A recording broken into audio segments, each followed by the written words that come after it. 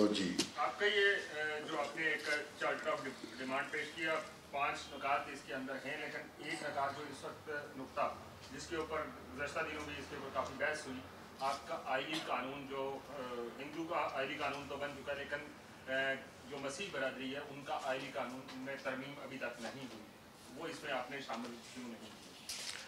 वो दुरुस्त है कि बहुत से मसले ऐसे हैं जो बहुत से अहबाब की नज़र में अहम हैं, लेकिन हमने एक कंसल्टेशन की और उसके अंदर ये सोचा कि अगर महदूद तादाद होगी हमारी बेसिक डिमांड्स की तो वो उसके कबूल होने के और याद रहने के इम्कानात ज़्यादा हैं।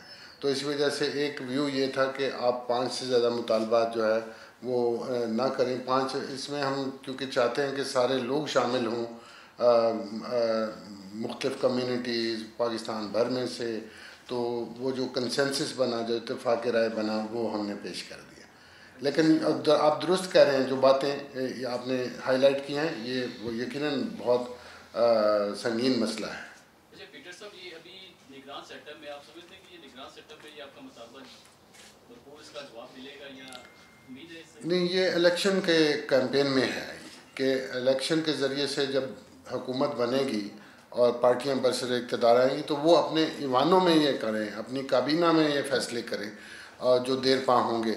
ये जो निगरान सेटअप है इसकी तो उम्र अब थोड़ी सी है।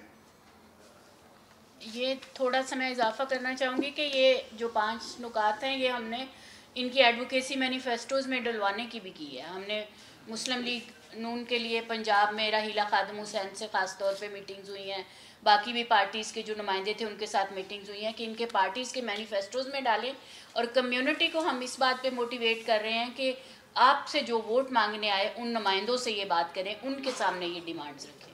तो Pakistan Peoples Party, MQM, ANP, दीगर जमातों से सबसे हमारी ये दरख्वास्त जो है वो पहुंची है उनके पास।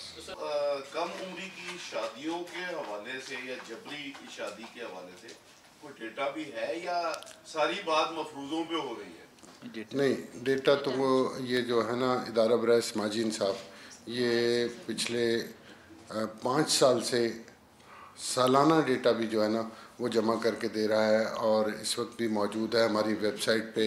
ह्यूमन राइट्स ऑब्जर्वर के नाम पे एक पब्लिकेशन मौजूद है।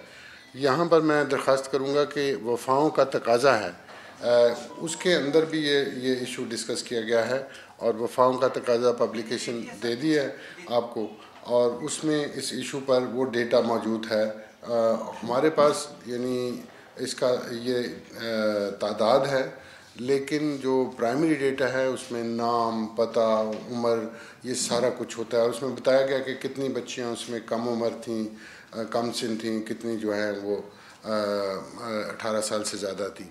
तो जो जिया ने बात की उसमें यह है मुख्तसर कि ये एक असरात में से एक असर ये है कि वो बच्चियों की जो तालीम है उसमें वालिदैन वो हौसला शिकनी हो जाती है। ऐसे ही ना बहुत से फैक्टर होते हैं कि बच्चे तालीम हासिल नहीं करते। अभी आधे हमारे बच्चे जो हैं उनके वो 2.5 करोड़ वो स्कूलों से बाहर हैं, तो उनमें से एक फैक्टर ये है। अगर माइनॉरिटी की हद तक देखें तो एक फैक्टर ये है, और भी हैं कई फैक्टर। फाइनली ये कि ये हमारी नाकामी पूरे समाज की नाकामी है, हमारी यकीनन वालिदैन की भी है, लेकिन अगर मुआशरा उनको तहफ़्फ़ुज़ देने के सतह पे नहीं आ जाता, उनको तहफ़्फ़ुज़ फ़राहम नहीं करता, तो यकीनन एक ख़ानदान मुआशरती असरात और रुझानात के सामने खड़ा होना मुमकिन नहीं होता उसके।